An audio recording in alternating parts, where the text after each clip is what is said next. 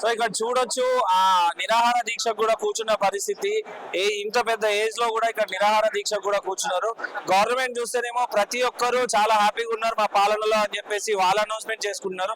కానీ ఇక్కడ చూస్తే ఇంత పెద్ద ఏజ్ వాళ్ళు దాదాపు 50, 60, 70 ఏళ్ళ ఏజ్ వాళ్ళు కూడా ఇక్కడ వచ్చి నిరసన వ్యక్తం చేస్తున్నారు. అండ్ ఏదైతే వీళ్ళ రిటైర్మెంట్ బెనిఫిట్స్ ఉన్నాయో ఆ బెనిఫిట్స్ ని ఖచ్చితంగా మాకు ఇవ్వాలి, మేమేమి అప్పడగట్లేదు, మా డబ్బుల్ని మాకు ఇవ్వాలి అని చెప్పేసి కూడా నిరసన వ్యక్తం చేస్తూ నిరాహార దీక్ష కూడా కూర్చున్న పరిస్థితి. సో మాట్లాడించే ప్రయత్నం చేద్దాం మిగతా వాళ్ళందరితో కూడా. సార్ మాది ఖమ్మం జిల్లా సత్తుపల్లి డిపో, గడ్డం శ్రీనివాసరావు నా పేరు. అయితే మేము దాదాపుగా గత 7-8 సంవత్సరాల నుంచి, అంటే 17 తర్వాత రిటైర్డ్ అయిన వాళ్ళందరం కూడా ఈ విధంగా మేము ప్రతిసారి రావటం, బస్ భవన్ దగ్గరకో లేకపోతే ఆర్ఎం ఆఫీస్ దగ్గరకో వెళ్ళి గొడవలు చేయలేక మేమేమి ముసలోళ్ళం అయిపోయాం. కాబట్టి ఎటువంటి శక్తి లేక వచ్చి అమ్మ బాబు అయ్యా అనుకుంటూ అడుక్కుంటూ మేనేజ్మెంట్ ని అటు ప్రభుత్వాన్ని వీళ్ళందరినీ కూడా మేము అడుక్కుంటూనే తిరుగుతున్నాం. అయితే సహనం చచ్చిపోయి ఈ రోజు అందరం కూడా 70 సంవత్సరాలు పైబడిన వాళ్ళు కూడా ఇక్కడ ఉన్నారు.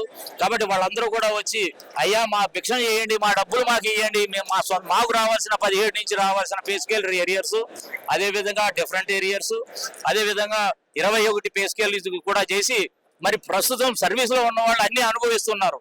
కానీ మేమే 10 సంవత్సరాల నుంచి మేము కోల్పోయాం. కాబట్టి అందరూ దాదాపుగా 100-150 మంది చనిపోవడం జరిగింది ఉన్న వాళ్ళలో. మరి అందరూ అనారోగ్యానికి పాలయ్యారు. ఇదే కాదు, దాదాపుగా మొత్తం కలిపితే కనీసం 5-6 వేల మంది ఇప్పటికి చాలా సిక్కుల్లో కూడా ఉన్నారు. మొత్తం దాదాపు 10,000 మంది పైన రిటైర్డ్ అయ్యారు, 17 పైన. మరి వాళ్ళందరూ కూడా ఇచ్చి పాపం ఆర్థికంగా అడుక్కునే పరిస్థితుల్లో కూడా ఉన్నారు అందరూను. అదేవిధంగా కొంతమంది అయితే పిల్లలు పెళ్లి చేసి అప్పులు పాలయ్యారు. అందరూ సూసైడ్ చేసుకునే వాళ్ళు కూడా ఎక్కువగా ఉన్నారు. కాబట్టి అయ్యా మీరు పెట్టింది మేనిఫెస్టోలో నేను కూడా కాంగ్రెస్ తరఫున నేనే మా సత్తుపల్లి ఎమ్మెల్యే రాగమయ్య గారికి పాంప్లెట్లు కొట్టి మీరు ఎవరైతే మేనిఫెస్టోలో పెట్టారో ఆ మేనిఫెస్టో మొత్తం కూడా నా దగ్గర పాంప్లెట్స్ కూడా ఉన్నాయి ఇంకా ఇప్పటికీ. కాబట్టి ఆ ఎమ్మెల్యే గారు కూడా మాకేం చెప్పారంటే మీ గురించి మేము అసెంబ్లీలో చెప్తాం అని చెప్పారు. కానీ రేవంత్ రెడ్డి గారు ఇచ్చిన మాట ప్రకారం మేము కాంగ్రెస్ నమ్ముకొని మీ అందరినీ గెలిపించి మేము పైకి ఎక్కిస్తే మీరు మమ్మల్ని తొక్కేస్తున్నారు. కాబట్టి అయ్యా రేవంత్ రెడ్డి గారు, మా మేనేజ్మెంట్ ఎండీ గారు ఏమి చేయలేకపోతున్నారు.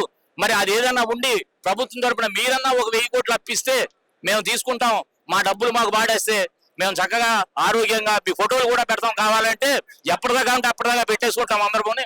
కాబట్టి మరి దయచేసి మా బకాయిల్ని మాకు మీరు ఎంత తొందరగా ఇప్పిస్తే మేమంత సంతోషంగా ఆరోగ్యంగా ఫ్యామిలీతో సుఖంగా ఉంటామని చెప్పి కోరుకుంటూ ఈ అవకాశాన్ని మాకు ఇచ్చినటువంటి అందరికి కూడా నా యొక్క ధన్యవాదాలు.